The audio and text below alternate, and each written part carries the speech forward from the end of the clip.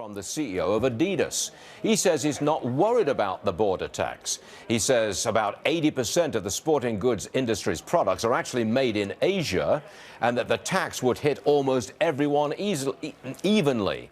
He's not worried about it, and Adidas stock is up 3% at this point. What do you make of this border tax and who it's going to hit? Scott Martin.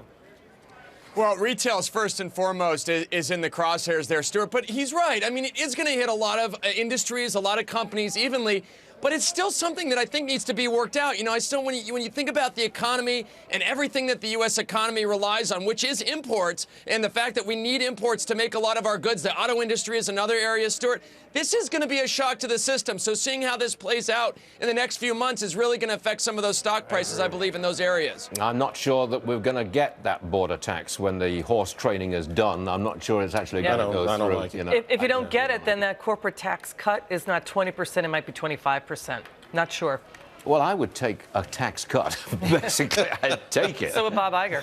Now, we're dead flat on the market. The Dow at the moment is up 1.5 points. That's it now. It's up 3 points, 20,859.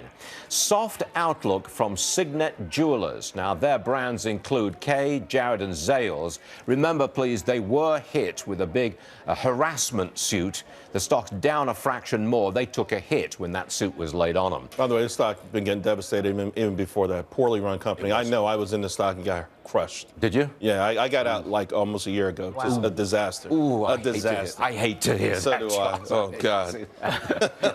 We've got less money. Talk about retail ice age. Look at this. Less money coming in at Staples, and it lost more money. The stock's down another 2%. All of these bricks and mortar stores, they take a beating these days. Yeah, you wonder if they're going to try to merge with Office Depot again. I mean, how do they save themselves, right? I don't know whether a merger with Office Depot would save them. Exactly, that's a good point. I don't know. AT&T, there was a glitch, and it caused 911 outage in various parts of the country. Some wireless customers unable to make emergency calls, not affecting the stock at all. Sears revenue coming across the transom, Adam, bit higher, and the stock is up 3% on that, but Sears has been devastated, period. That's retail ice age. The CEO of Urban Outfitters says that the retail bubble has burst and that there's going to be a wave of store closings which will accelerate. Whoa, how about that, Charles? Yeah, he's absolutely right, but you can still make money in retail if you do it the right way. Yesterday, Children's Place, only 3 stocks in the entire market outperformed it, up 18%. By the way, they've closed almost 200 stores. They closed all the non-performing stores over the last 3 years. They revamped their whole outlook. You got to make it an experience. We all know it's a huge, huge hurdle to compete against online. But if you somehow can still make it... Listen, I used to go to Urban Outfitters with my son. It was an eclectic, weird store. They tried to be offbeat, and sometimes I think they offended the parents of would-be shoppers there. So I'm not surprised that they're a rudderless ship these days. And women, the last time we saw those sizes when we were in the 2nd grade, they made like micro sizes. You can't wear those clothes.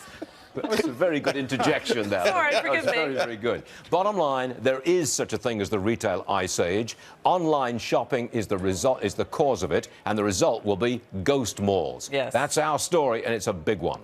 Look at Apple. They promised to, quote, rapidly address any security holes used by the CIA to hack iPhones. Meanwhile, the stock has been close to an all-time high, close to $140 a share. So let's have the general discussion here. Would you buy the world's premier technology company at $137 a share? Scott Martin. I would, Stuart. We've been in Apple for some time here because of the ecosystem. You know, I don't totally agree with Apple's stance and how they've worked with the government in the past, especially given, you know, this latest news. But the reality is Apple is still the dominator in the space. The iPhone 8 is coming out, which is going to be, what, over $1,000. They have the pricing power. They have the customers. That's why you want to own the stock. Do you own it, Scott? I've got to ask you. I do. You do? You got some of it. Okay. Do you own it? And do you Yeah, I've owned it for a long time in my own account, my client's account. I've been pounding the table on this thing for years. Here's the thing, Scott hit on something. The last earnings report, they set a record for the selling price of a phone. This is a phone that people were saying is antiquated. Everyone's waiting for the next one, and they were able to achieve a record high average selling price. That's remarkable. This iPhone 8 is going to be amazing.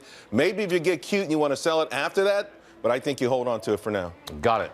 Happy birthday, bull market.